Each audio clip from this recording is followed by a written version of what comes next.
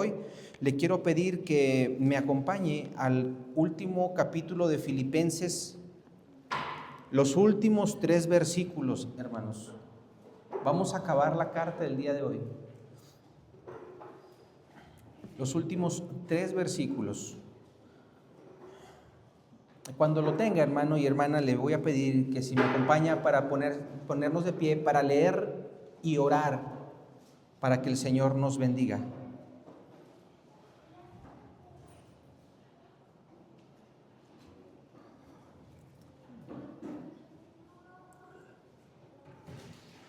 La palabra de Dios dice lo siguiente: saludad a todos los santos en Cristo Jesús. Los hermanos que están conmigo os saludan. Todos los santos os saludan, y especialmente los de la casa de César. La gracia de nuestro Señor Jesucristo sea con todos vosotros. Amén.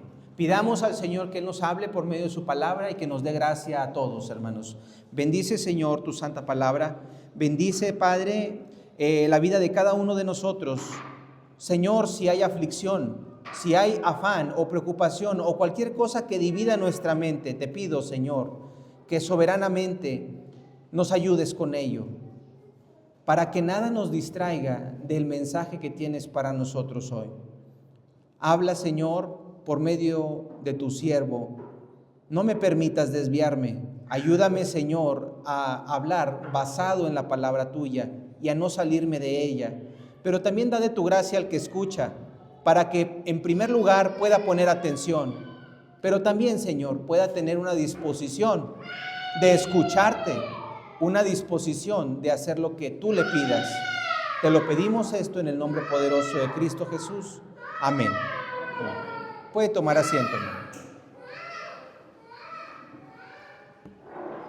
El día de hoy vamos a acabar una carta, hermanos. El título de este sermón lo he llamado Una iglesia llena de gracia y vida. Una iglesia llena de gracia y vida. Llegamos al final de la carta, hermanos. Pablo ha hablado del gozo, de la paz, del contentamiento, de la generosidad de los filipenses, de la fidelidad de Dios, del diseño que tiene que tener la iglesia con miembros, pastores, diáconos.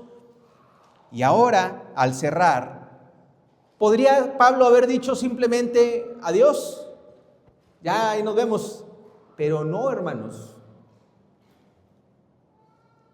Incluso en sus últimas palabras, el apóstol no puede evitar revelarnos algo profundo, una imagen de lo que es y de lo que debe de ser una iglesia que cree en Jesucristo. Estos versículos finales, hermanos, encontramos 3 realidades que la iglesia de hoy, del 2026, necesita urgentemente recordar. Repito, en estos 3 versículos vamos a encontrar 3 cosas que la iglesia de hoy necesita recordar con urgencia. La comunión verdadera, hermanos, que debe existir entre los santos, la identidad extraordinaria que Dios le ha dado a su pueblo y la gracia que lo sostiene todo. Son 3 cosas que la iglesia de hoy necesita recordar. No son ideas de cierre, son el corazón mismo del evangelio resumido en una despedida. En primer lugar, hermanos, veamos cómo existe esta comunión verdadera entre los santos. Vea el versículo 21 y dice: saludad a todos los santos en Cristo Jesús. Los hermanos que están conmigo os saludan. Saludad a todos los santos en Cristo Jesús. Mi hermano y hermana, ¿usted cree que la Escritura es toda, completamente inspirada por Dios? ¿Amén? ¿Amén? Entonces coincidirá conmigo en que cuando decimos que toda la Escritura es inspirada por Dios, eso incluye los saludos, como las genealogías, que no son fáciles de leer seguidas, ¿verdad? Pero esto aún está hecho para nuestro bien. Hay una riqueza que a veces somos tentados a ignorar o a pasar de rápido o de largo. Como ejemplo,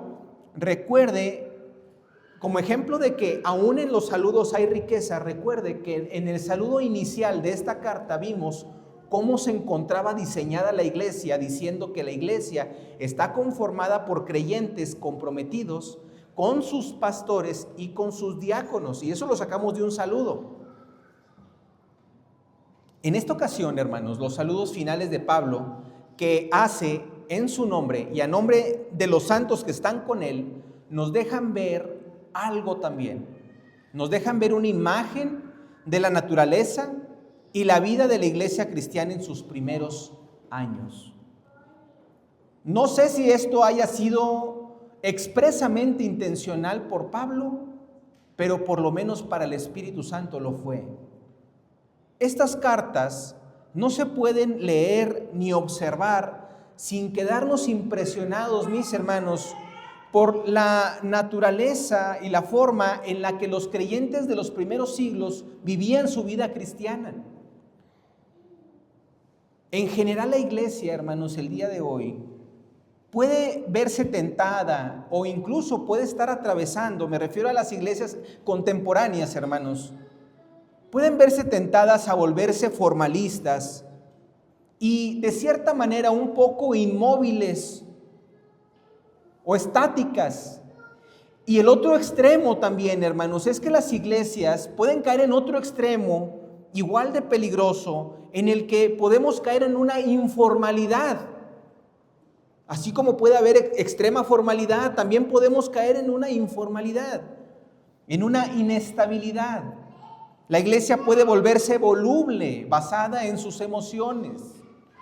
Pero en estos pasajes obtenemos recuerdos e imágenes de una maravillosa comunión de un cuerpo de personas redimidas que se reúnen a adorar a Dios para considerar el Evangelio y lo que ese Evangelio ha hecho en sus propias vidas. Lo que destaca de inmediato en este versículo, hermanos, es la comunión y el amor de esta relación que tienen entre creyentes. Todo el Nuevo Testamento, hermanos, porque el Nuevo Testamento incluye muchas cartas, cuando se saludan y se regresan los saludos también, cuando vemos que hay interacciones incluso con personas específicas.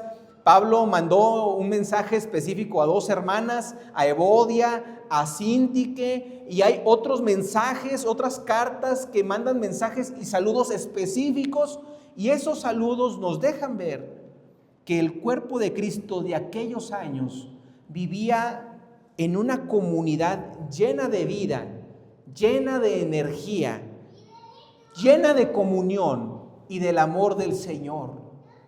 Ahorita, hermanos, es fácil saber de las vidas de los hermanos de otras ciudades por las redes sociales, pero en ese entonces, mis hermanos, era por cartas que ellos podían enterarse de la vida de unos y los otros.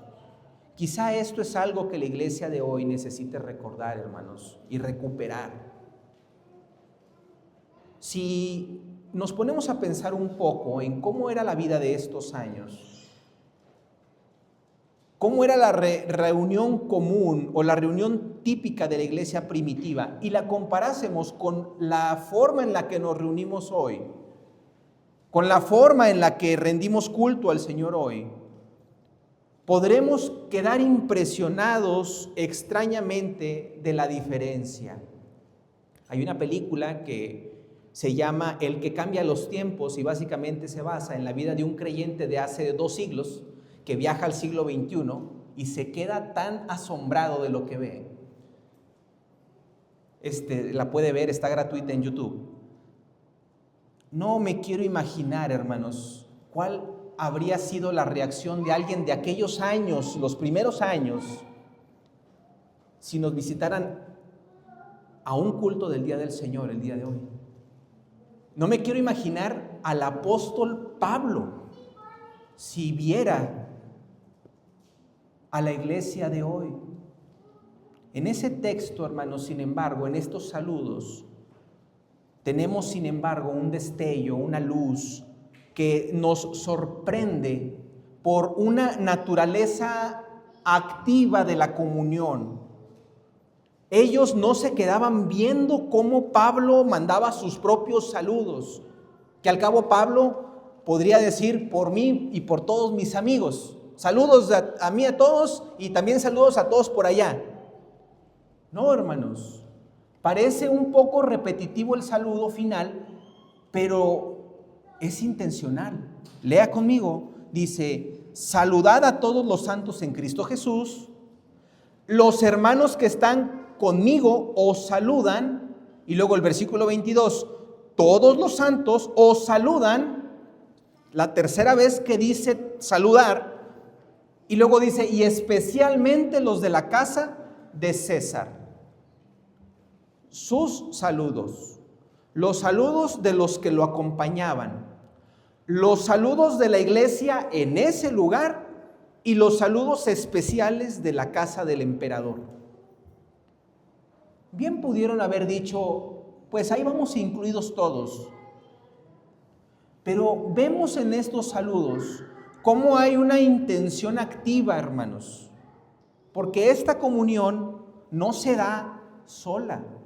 Se da por la gracia de Dios, pero también se da por nuestra responsabilidad de ejercer actos concretos. Ellos no se quedaban viendo cómo Pablo enviaba sus saludos, sino que ellos deseaban enviar saludos por sí mismos. Pablo escribía sus saludos y los que estaban acompañándolo decían: Pablo, mándale saludos nuestros. Y luego la iglesia en Filipos, la iglesia de Roma. Pablo estaba encarcelado en Roma. Entonces había unos que estaban con Pablo en su prisión, que era un tipo de resguardo domiciliario, más o menos. Y los que estaban con él decía: Pablo, incluye nuestros saludos. Y entonces él puso: los que están conmigo os saludan. Pero en ese lugar había una iglesia. Y los santos de esa iglesia decían: Pablo, de parte de todos nosotros, manda saludos a todos ellos. Por eso en el versículo 22 dice: todos los santos os saludan. Y luego los de la casa del emperador: nosotros también. Y no nada más también, sino de manera especial, manda saludos. Y le puso: especialmente los de la casa de César. Ellos no quisieron dar por sentado, mis hermanos, un simple saludo. También se puede ver, hermanos, que ellos sabían que tenían que ser activos, no pasivos. Pasivo es no hacer nada, sino activos, para que esa comunión y vida cristiana que ellos vivían se siguiera fortaleciendo. Pero no solo eso se deja ver en el saludo, sino vemos una unidad. No solo comunión activa, sino una unidad. No importaba de qué ciudad vivieran o en qué país, parecían, hermanos, que eran uno solo. Pablo no era romano, o sea, de nacimiento, o sea, él era judío. Pero él hablaba como si, cuando mandara saludos de la iglesia de Roma, él mandaba saludos como si fueran uno. Todos parecían ser uno en el asombroso amor que tenían entre sí y en la preocupación los unos por los otros. Los cristianos filipenses se preocupaban por los cristianos romanos y por Pablo, que estaba encarcelado. Tan es así que le mandaron una ofrenda y a una persona para que satisfaciera las necesidades materiales y de salud de Pablo. Pero al mismo tiempo la iglesia de Roma se preocupaba por la iglesia en Filipos. Tan es así que se mandaban saludos de regreso. Lo que destaca en la iglesia primitiva, mis hermanos, o la iglesia de los primeros siglos, era el interés que tenían los cristianos entre sí. ¿Qué estaba sucediendo con los demás? Era algo que se preguntaba. ¿Qué estará pasando con nuestros hermanos? ¿Estaban sufriendo persecución? Pablo, ¿cómo está el apóstol que nos ayudó a fundar la iglesia? ¿Está enfermo? ¿Está encarcelado? ¿Cómo le irá a la iglesia en Roma? Había un gran deseo, mis hermanos, de ayudarse mutuamente y de contribuir a la propagación de ese evangelio que los unía y propagarlo por todos los países. Y esta era una característica especial de los primeros cristianos. Y creo que esto es una profunda prueba, hermanos, una profunda prueba o una prueba que nos desafía hoy como cristianos. nosotros sentimos un especial interés con otros cristianos. Nosotros tenemos una preocupación específica por las otras iglesias y no volteemos hacia afuera, entre nosotros mismos de manera personal y directa. ¿Nos preocupan sus sufrimientos? ¿Pensamos alguna vez en aquellas personas dentro de la iglesia y creyentes de otras iglesias que están sufriendo y que no son libres para adorar como nosotros estamos adorando hoy? No olvide que hay guerra, hermanos, ahorita en Medio Oriente. Por esta razón y en otras cosas, hermanos, al enviarles saludos unos a otros, se resalta y nos deja ver que la iglesia es, y lo es en verdad, es el cuerpo de Cristo. La iglesia es el cuerpo de Cristo y existe una comunión muy especial entre los miembros de la iglesia y el cuerpo de Cristo, como la que hay entre las partes del cuerpo con su cabeza. La relación que usted y yo tenemos, mis hermanos, es tan sólida y tan importante como la que usted tiene con Cristo. Somos miembros de un mismo cuerpo. Corintios lo ilustra de manera, con un ejemplo negativo. Una parte del cuerpo no le puede decir a otra, no te necesito. No, mis hermanos, nos necesitamos. Esto ocurre, hermanos, por la gracia de Dios, porque ciertamente, si ustedes y yo nos amamos, es en primer lugar porque Dios hace una obra. Este es un amor que el Señor nos ayuda a tener. Pero también hay una parte, hermanos, en la que ustedes y yo somos responsables de cultivar esas relaciones que el Señor providencialmente nos ha permitido tener. Hermano, ¿procuras reunirte con tus hermanos en Cristo de tu iglesia local fuera del domingo? Y estoy seguro que estas personas, hermanos, y como podemos ver, estas personas, y usted puede echar un vistazo al libro de los Hechos, cómo ellos participaban de los alimentos, del partimiento del pan, en las oraciones. Esto era así los días del Señor, pero también, hermanos, en ocasiones eran fuera del día del Señor. A veces, hermanos, la comunión entre creyentes es solo el domingo.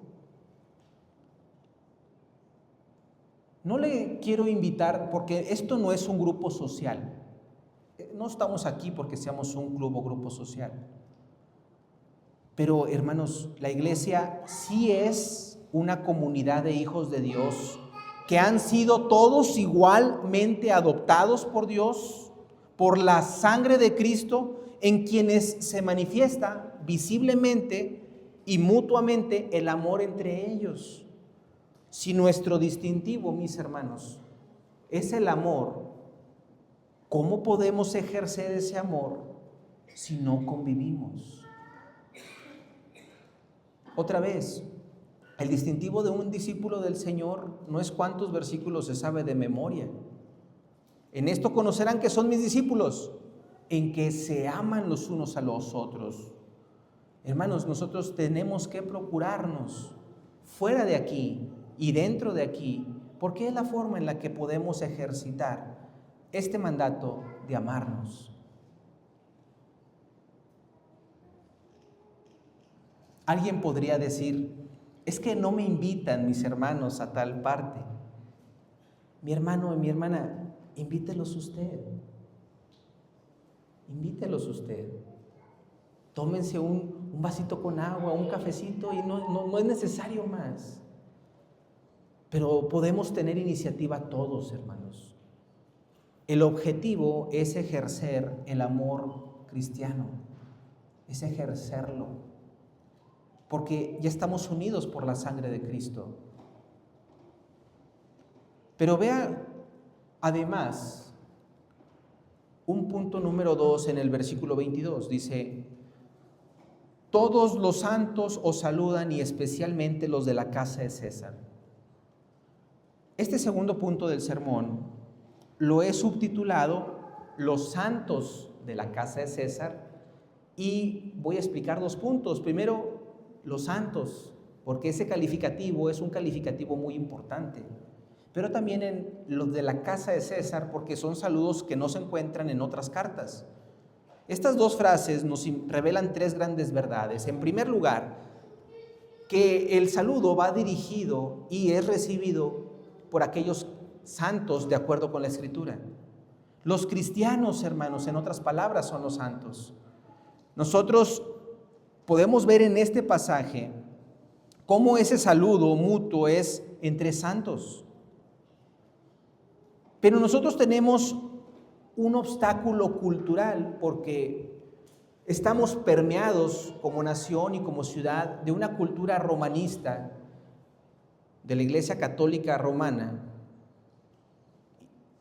en la que santos son solamente aquellas personas destacables, aparentemente, que han hecho cosas que la gran mayoría no hace, y muchos son santos y los declaran santos hasta después de muertos, ¿sí?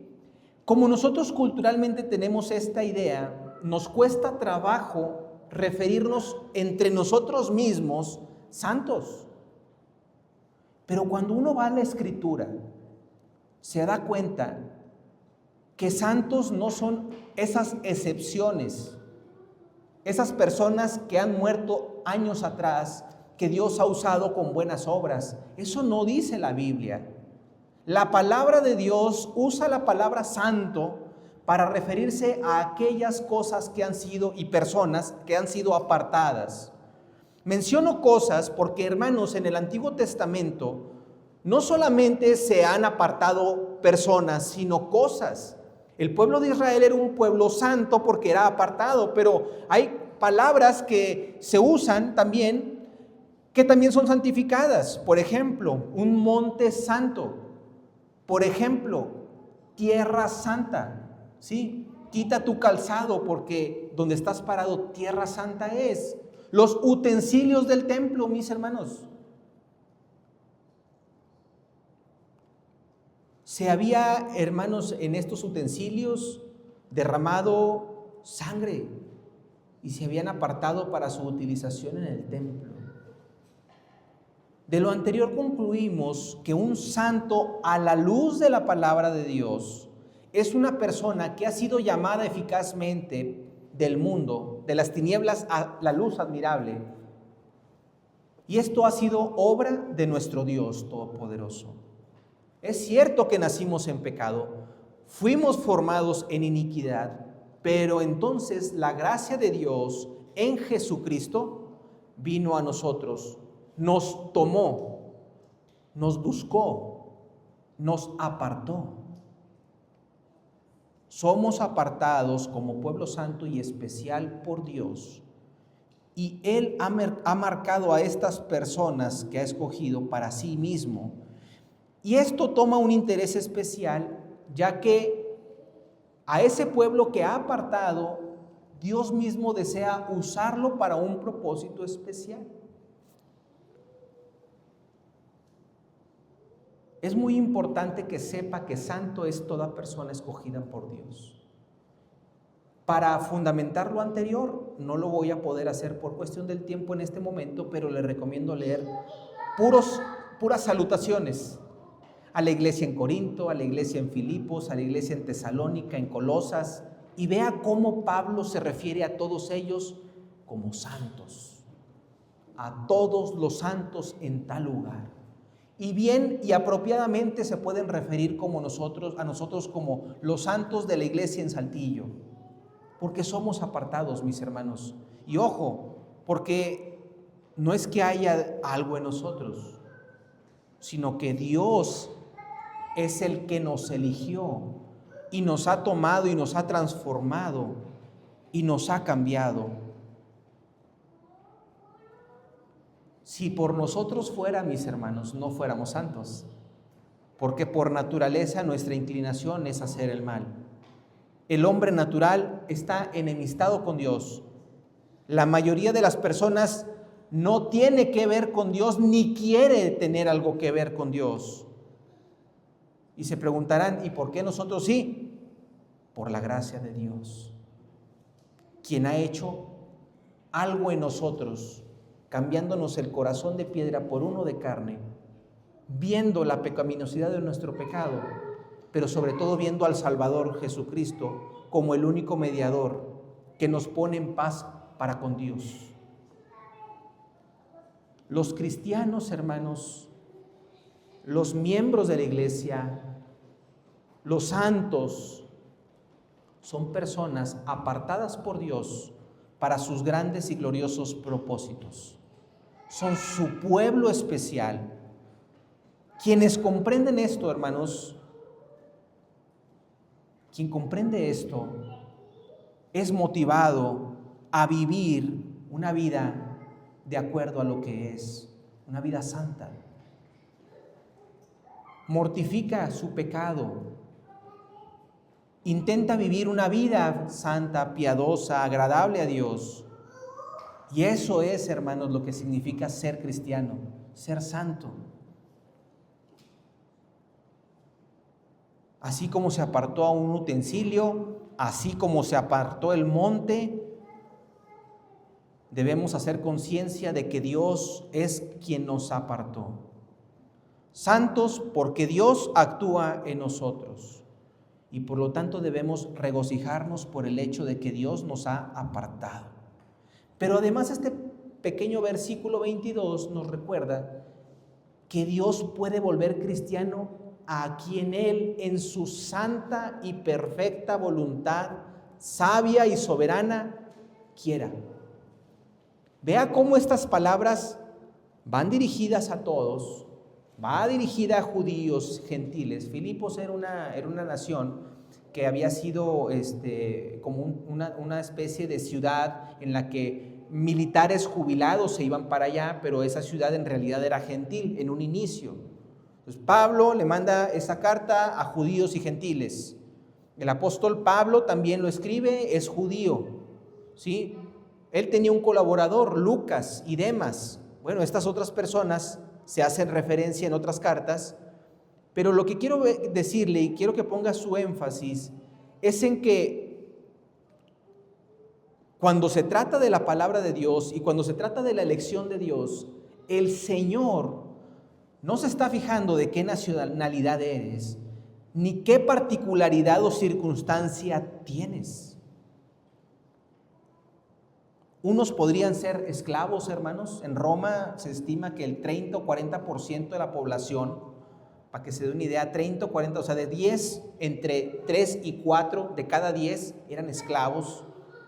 Había esclavos, había hombres libres, había gente relacionada con trabajos del emperador. Y esta es la naturaleza y la constitución de la iglesia. Ni judíos, hermanos, ni griegos, ni esclavos, ni libres, ni hombre, ni mujer hacían diferencia. Solamente había un común denominador. Eran elegidos por Dios y habían sido redimidos por la sangre de Cristo. Y eso, hermanos, vence cualquier barrera. Así la iglesia, uno se encuentra junto a otro. Todos podríamos bien decir que tenemos historias o culturas semejantes en algunas cosas y diferentes en otras. Sin embargo, todos unidos gozando de la misma esperanza en Cristo Jesús. Debido a esta verdad, hermanos, y a esta esperanza, ¿quién se imaginaría, hermanos, encontrar miembros en la mismísima casa de César? En la casa imperial. Un emperador, hermanos, tenía soberanía no solo sobre su país, sino sobre otros. La presidenta de nuestro país no gobierna en Estados Unidos, ni en otro país, y no quiero mencionar ningún otro. Pero un emperador, hermanos, gobierna su país y otros. El Imperio Romano. Cuando Pablo recién se convirtió, él también había sido alcanzado y él había sido una persona con un alto cargo de los fariseos. Pablo era judío. La iglesia que lo recibió dudaba, temía sobre él porque él mataba a cristianos.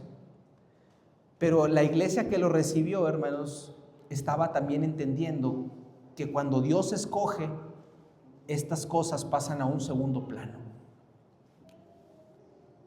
El carcelero de Filipos, un carcelero, ¿quién hubiera pensado? ¿Qué hubieran pensado si el ladrón de la cruz creyó en Cristo y hubiera tenido la oportunidad de llegar a una iglesia? Dios salva convictos, claro. Dios salva reyes, claro. Dios salva carceleros, claro. Dios salva a quien Él quiere.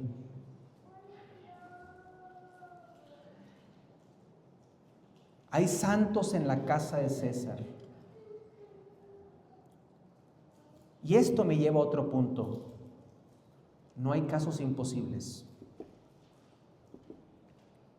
El Evangelio es poder de Dios. No me avergüenzo del Evangelio porque es poder de Dios para salvación a todo aquel que cree.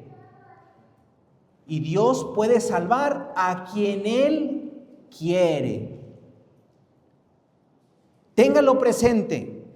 Al recordar esta frase acerca de los santos de la casa de César, cobren ánimo, no se desanimen, porque el poder de Dios para salvación es eficaz para todo aquel a quien Él quiere. Y alguien dirá, ¿y qué de malo tiene ser de la casa de César? ¿Que no es algo padre vivir en la casa del emperador o de un presidente? Debe haber muchas comodidades. Seguramente no ha de estar preocupado por lo que va a comer o por dormir cómodamente. Los de la casa de César, ¿qué de sorprendente tiene eso? En los tiempos de Pablo, la casa de César probablemente se refería a el emperador Claudio o al emperador Nerón, porque ambos fueron en diversos lapsos. Pero es más probable que se refiera a Nerón, con independencia si era al emperador Claudio o Nerón, porque esto fue del 41 al 68 después de Cristo. Los dos tenían en común lo siguiente: había una depravación sexual generalizada. La prostitución era legal.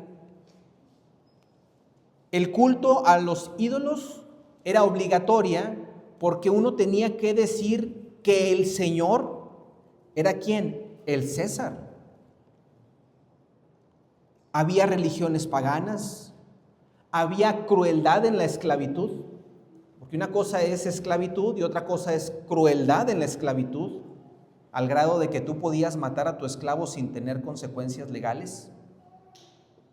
Había corrupción política, había violencia extrema en los juegos mortales. El famoso Coliseo romano, hermanos, gente era despedazada por leones o por guerreros frente al público. Y había una vida de muchos excesos en la élite romana. Y eso nos enseña que Dios puede salvar cuando Él quiere a cualquier persona dentro de cualquier circunstancia. Porque no es por nuestra cultura, ni por nuestra nacionalidad, ni por nuestros trabajos, sino es por su sabia y soberana elección que el Señor salva. Pero además, uno puede ser cristiano en cualquier parte. ¿En cualquier parte? Sí. Se puede vivir como cristiano. Y quiero exceptuar, antes de que lo piense, no me refiero a que puede ser cristiano en cualquier parte, incluyendo partes que son pecaminosas. No. Pero exceptuando eso, hermanos, sí se puede vivir como cristiano en cualquier parte. Es decir, las circunstancias, y es a lo que me refiero, las circunstancias o situaciones especiales no limitan el llamado del Señor. Algunas personas piensan que no se puede ser cristiano a menos que uno salga del mundo y se aparte. A eso le llaman la vida monástica. No sé si has escuchado la palabra monasterio. Parte de la idea de que me aparto y me aíslo de la sociedad y yo tengo mi comunión con el Señor. Algunas personas piensan que para ser cristiano hay que apartarnos de la sociedad. Pero eso es un error. Los cristianos de la casa de César son cristianos en una situación con las circunstancias que le acabo de decir. Excesos, abusos, corrupción. Y seguramente ellos, no sé qué cargo tendrán, no sé si eran mayordomos o si eran funcionarios públicos, no lo sé. Pero hay personas que cuando se convierten, el Señor las salva en tal adversidad y nos dan una gran lección de que se puede el Señor valer de los medios que Él quiera y salvar a cualquier persona en donde se encuentre. Que no se debe de tener la sensación de que son ciertas circunstancias o condiciones las que van a salvar a una persona. Debemos dar testimonio de ella donde quiera que estemos, mis hermanos. Aquellas personas que pertenecían a la casa de César pueden ser siervos, pueden ser esclavos, quizá oficiales, quizá funcionarios públicos de alto rango. El evangelio les había tomado en el palacio de César y allí estaban dando testimonio de la vida cristiana. Y aquí hay una aplicación. Como cristianos, hermanos, todos somos iguales y es cierto que podemos dar testimonio donde quiera que estemos y háganlo. Pero ore también por aquellas personas que se encuentran en lugares y circunstancias especiales, para que esas personas den testimonio en donde están y que el Señor las use. En nuestro contexto hay personas que también de otra forma pueden ser santos de la casa de César. Ya no está el emperador César, ¿verdad? Pero sí, en un sentido pueden ser santos en circunstancias especiales. Quizás, y solo por mencionar algo ejemplar, enunciativo, no pienso ser exhaustivo. Pueden ser maestros, médicos, enfermeras en hospitales, miembros de un grupo de gobierno, personas con diferentes ocupaciones. La Biblia tiene mucho que decir acerca de esto. Y hay dos personajes en la Biblia que lo hicieron. Daniel frente al rey Nabucodonosor. En lo más alto de la gloria de Nabucodonosor había ahí un Daniel que no se inclinaba delante del rey de Babilonia, que oraba 3 veces y lo hacía aún en público a pesar de que estaba penado con pena de muerte, y fue enviado al foso de los leones y fue metido en un horno. A lo largo de la historia, hermanos, ha habido santos de la casa de César. Bueno, Daniel era de la casa de Nabucodonosor, pero creo que me entiende a qué me refiero. Como santos de la casa de César, estas personas seguramente estaban enfrentando algunos obstáculos excepcionales. Uno de ellos, hermanos, puede ser el avergonzarse del evangelio, porque las personas que te rodean no creen en el evangelio. Se ha rodeado de gente que no cree en el evangelio porque se cree muy intelectual o importante o poderosa. ¿Cómo van a andar creyendo ellos en esas cosas? El creyente siente tentación de avergonzarse por el evangelio en esas circunstancias.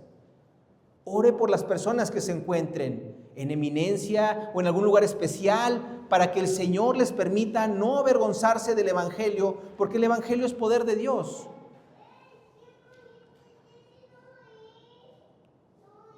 El siguiente peligro que puedes tener o que pueden tener estas personas es el de comprometer los principios cristianos por ambiciones personales. Y no hay nada de malo tener una ambición siempre y cuando sea correcta y sea para la gloria de Dios. Pero si compromete tu posición cristiana, entonces estás corriendo el riesgo de cometer pecado. Debes tener cuidado porque estamos siendo, hermanos, nosotros y ellos más, estamos siendo observados por el mundo por lo que hacemos y por lo que no hacemos. Hemos sido puestos, hermanos, en la mira de la gente. Y esas personas que se encuentran en lugares como estos,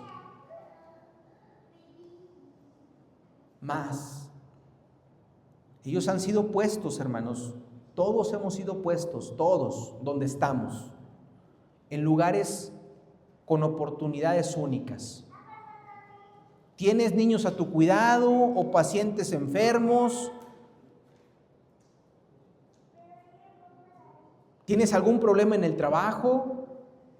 ¿Tus jefes tienen una situación, una pérdida, un dolor? ¿Tu vecina, tu vecino?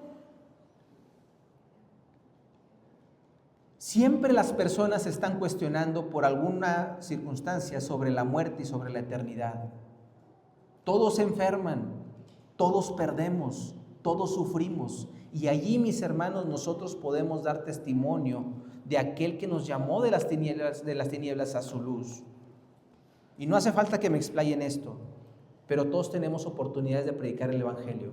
El cristiano se encuentra en una posición excepcional. Mantengamos, mis hermanos, lo que le quiero decir, que yo sepa, aquí no hay ningún trabajador en la casa del emperador, pero hay un principio que nos aplica a todos. Mantengamos nuestra lealtad a nuestro Señor. No está prohibido tener amigos no cristianos, hermanos, no está prohibido. Lo que está prohibido es traicionar nuestra amistad con Cristo. Es triste cuando un cristiano tiene como mejor amigo, escúcheme, es triste cuando un cristiano tiene como mejor amigo o amiga a un no cristiano. Eso dice muchas cosas acerca de la condición de tu alma. No le digo que no tenga amigos no cristianos, téngalos, pero no deje de ser amigo de Cristo. Si esa persona es su amiga, predíquele el Evangelio. Si esa persona, a pesar de que le predique el Evangelio, desea mantener su amistad, manténgala, hermano y hermana. Pero lo que puede ser preocupante es que usted mantenga su relación con él o con ella durante mucho tiempo porque no le ha presentado el Evangelio por temor a que le rechace. Mis hermanos, la Biblia no lo dice, pero no me extrañaría que estos cristianos que se mandaban saludos mutuamente, no me extrañaría que entre ellos hubiera mejores amigos. Y en ese sentido, mis hermanos, nosotros debemos de ser luz. Nosotros tendríamos, mis hermanos, que tener más comunión y más confianza con mi hermano. Puede ser que no sea de esta iglesia, ok, pero prefiera a los de su propia iglesia porque están caminando con usted. Sea luz aquí y afuera y con los del mundo. Pero mis hermanos, nosotros tenemos que ser amigos también. Porque estamos llamados a mostrar nuestro amor los unos con los otros. Además, hermanos, tenemos que ser prudentes y sencillos. Es verdad que no podemos agarrarlos, como luego dicen en el término no tan formal. No quiero decir que los agarre a bibliazos. Órale, ahí te va la Biblia. No, hermanos. No nos debe ganar ni el impulso ni la necedad. Tenemos que hacerlo con gracia. Que el Señor nos permita compartir y corregir el pecado con misericordia y con la verdad, juntas, con misericordia y con verdad. Recuerda siempre que la lealtad a Cristo es lo primero. Esto le pasó a los de la casa de César. No me estoy desviando del tema. Esto le pasó a ellos. El emperador que ellos tenían afirmaba que él era Dios. Y él exigía que todo el mundo dijera que el César era el Señor. El pueblo tenía que confesarlo. ¿Cuánto más los que trabajaban en la casa de César?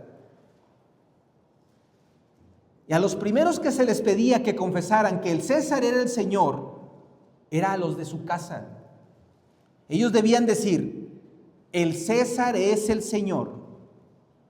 Y no le importaba que fueran cristianos.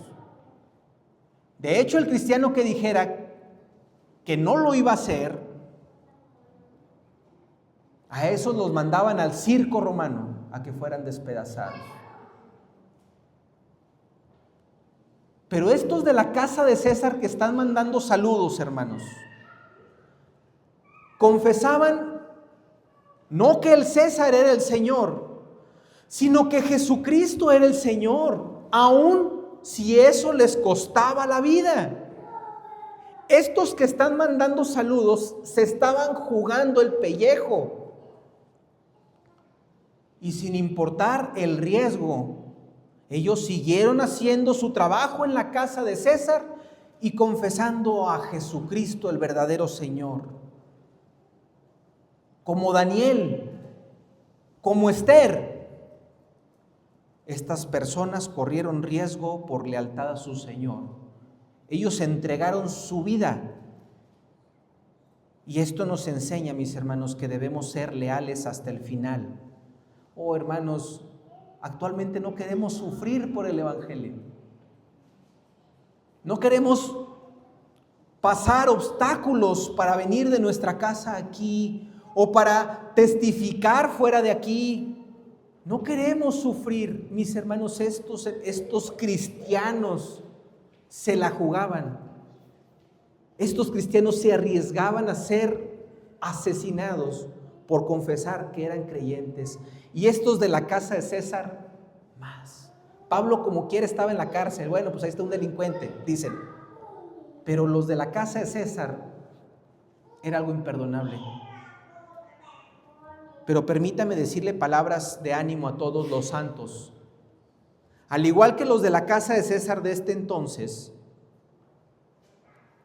si usted tiene un genuino y leal compromiso con Cristo, sucederá como a los santos de la casa de César también. Los de la casa de César, hermanos, al seguir con su forma y su obra, su forma de vida y su obra, llegó el momento en el que tuvieron que definirse, dejar clara su postura. Yo soy cristiano, mi Señor no es el César, mi Señor es Jesucristo. Y estoy seguro que miles de ellos fueron masacrados, porque está registrado. Pero ¿recuerdan lo que sucedió, hermanos, con un emperador romano? Llegó el día en que el propio César, algunos pocos siglos después, se convirtió en cristiano. Y la religión cristiana fue reconocida por el Imperio Romano. Fue respetada por el Imperio Romano con el emperador Constantino. ¿Qué te quiero decir con esto? Mantente firme y leal, porque el Señor puede obrar aún en el mismo César. ¿Cómo sucedió? Porque los emperadores romanos habían observado a estos cristianos. Yo no sé si se haya registrado cómo fue el cambio que hubo en ese emperador, pero yo estoy seguro que al principio eran pocos, pero eran santos. Después fueron más. El mundo antiguo lo vio, seguramente muchos creyeron, y en algún momento el César tuvo que haber volteado hacia esos cristianos que estaban manteniéndose fieles y firmes.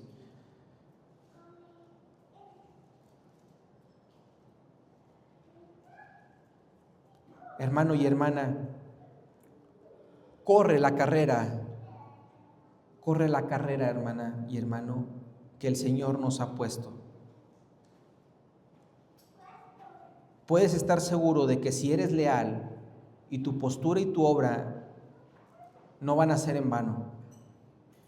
Gracias a Dios por pertenecer gracias a Dios por tener la dicha de ser parte del pueblo de Dios. Y la comunión, hermanos, que nos tenemos.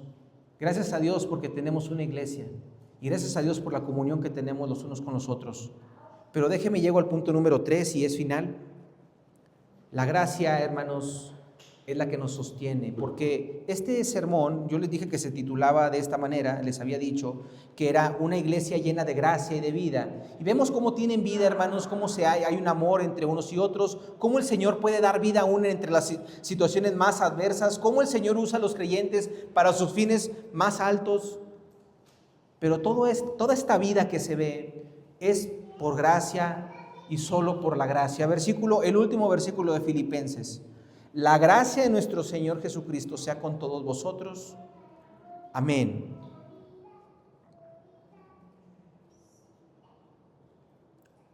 En este punto, hermanos, le quiero decir lo siguiente. Nuevamente el apóstol no deja que usted tenga una carga tan pesada con la que yo no pueda. Sí, te está diciendo que tienes que ser ejemplar y que tienes que ser leal y que tienes que defender a Cristo y su evangelio antes que al mundo. Y eso es pesado, hermanos, porque no es verdad que nos hemos equivocado y el mundo nos ve. ¿Quién puede hacerlo, mis hermanos? Por eso Pablo nunca da una exhortación, una invitación sin después dar la gracia, hermanos. Y es el caso de aquí. Esta expresión de gracia aparece con frecuencia en las cartas porque la gracia del Señor es el principio, pero también es el fin de nuestra salvación cristiana. Es el resumen perfecto de todo el camino de la salvación. Y de no ser por la gracia, hermanos, no tendríamos ni fe ni salvación, porque por gracia somos salvados por medio de la fe. Es por la gracia que tenemos todo. Es la base de nuestra perseverancia también, y es lo que va a garantizar que en el día final nosotros estemos con nuestro Señor. La gracia de nuestro Señor Jesucristo sea con todos vosotros, dice Pablo. La gracia, hermanos, también es eso que nos hace frenarnos cuando estamos apresurándonos a hacer algo equivocado o pecaminoso. La gracia es lo que nos mueve y estimula esas relaciones mutuas entre creyentes. Hace que nos amemos entre sí y tengamos consideración el uno por el otro. Finalmente, la gracia nos fortalece y nos sostiene. ¿Cómo nos fortalece y nos sostiene? Asegurándonos su amor, dándonos paz absoluta con nuestro Señor y capacitándonos, porque la gracia también nos capacita constantemente. No importa lo que suceda en la vida o en la muerte, ocurra lo que ocurra, en cualquier situación o circunstancia, independientemente de cuál sea tu suerte, la gracia del Señor Jesucristo te bastará. Ahorita cantamos la canción de Estoy bien con mi Dios. Cualquiera que fuera mi suerte diré, ¿sí? Estoy bien, tengo paz con mi Dios. La gracia, hermanos. Le voy a contar poquito la historia de ese himno. Lo escribió un hermano en Cristo que venía de Europa a Estados Unidos. Él viajó primero y luego sus hijas y su esposa y se murieron. Sus hijas se murieron. En ese contexto él estaba diciendo, estoy bien, tengo paz con mi Dios. Mi hermano, la carta en Filipos es una carta que tenía como propósito dejar claro que no importan las circunstancias, si la gracia de Dios está contigo, lo tienes todo. Y por eso él, cuando exhorta, da la gracia y dice, la gracia de vuestro Señor Jesucristo sea con todos vosotros. Cuando él dice eso, lo que está diciendo, en otras palabras, es, ten la gracia de Dios, es todo lo que necesitas. Te sostendrá, te sustentará, te capacitará, hará que te regocijes en la tribulación, te fortalecerá, te animará, satisfará todas tus necesidades y te ayudará a llegar al final. Pero más que cualquier otra de estas cosas, la gracia te presentará libre de culpa cuando te pongas frente a tu Señor, tu Creador. Esa gracia va a hacer que tu acta de culpabilidad se vuelva un acta de inocencia. La gracia de Dios lo es todo. Pero déjeme concluir el sermón y la carta con estas palabras. Hermanos, con el día de hoy tengo contados 31 sermones de Filipenses. Y hemos aprendido muchas cosas sobre Dios, sobre su gracia, sobre las circunstancias y sobre la iglesia. Estos saludos ponen su foco en la iglesia y en la comunión que había en esta iglesia, una vida basada en la gracia de Dios. Déjeme hacerle estas preguntas. Para ti, ¿qué es una iglesia hermosa? ¿Es la que tiene un edificio grande? ¿Es la que te queda cerca de casa? ¿Es la que tiene un grupo muy llamativo de alabanza? ¿Es la que tiene cientos o miles de miembros? ¿Es la que tiene más popularidad en la sociedad en la que vives? Hermanos, la iglesia hermosa, la iglesia bella, bíblicamente hablando, es aquella que crece y que camina en obediencia a Cristo, como una esposa, mis hermanos, que se guarda pura para su esposo. Pero más aún, una iglesia hermosa y bella es aquella en la cual sus miembros se aman los unos a los otros. Porque precisamente por eso conocerá el mundo que somos discípulos de Cristo, en que nos amamos los unos a los otros. Porque si hay un distintivo en la iglesia es ese.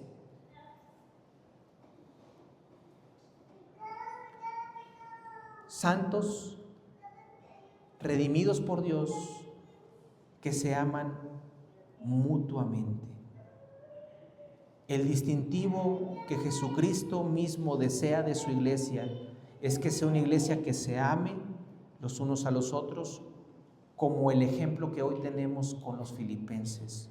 Pablo cierra la carta como la comenzó, con gracia, no con una lista de logros, no con una exaltación final de su propio esfuerzo, sino con la gracia del Señor Jesucristo, porque eso es lo que sostiene a su iglesia. No los edificios, no sus formas, no su jerarquía. Lo que sostiene a la iglesia es la gracia que une a las personas muy distintas entre sí y las une en un solo cuerpo, que las aparta para un propósito glorioso y las sostiene hasta el final. La iglesia hermosa no es la más grande ni la más famosa. Es aquella donde la gracia de Cristo se ve en el amor que sus miembros se tienen los unos a los otros, y eso es lo que vimos en esta carta de los Filipenses el día de hoy. Eso es lo que el mundo necesita ver en nosotros, iglesia en Saltillo. Que la gracia de vuestro Señor Jesucristo sea con todos vosotros. Amén. Oremos. Bendícenos, Señor, y perdónanos